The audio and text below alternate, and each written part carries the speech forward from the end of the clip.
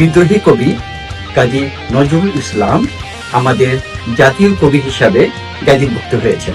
কবির উদ্দীপনামূলক গানগুলো এই সময়ের তারুণ্যের মাঝে আরো আকর্ষণীয়ভাবে উপস্থাপন করার জন্য জাতীয় কবি কাজী নজরুল ইসলাম ইনস্টিটিউট এবং বাংলাদেশের সংস্কৃতি বিষয়ক মন্ত্রণালয় উদ্যোগ নিয়েছেন নজরুলের গানের রক কনসার্ট এবং অ্যালবাম প্রকাশে। এই প্রথমবারের মতো কালোত্তীর্ণ নজরুল রক সঙ্গীতের ভিতর দিয়ে তার দ্রোহের এবং জাতীয় উদ্দীপনার প্রকাশ ঘটাবেন।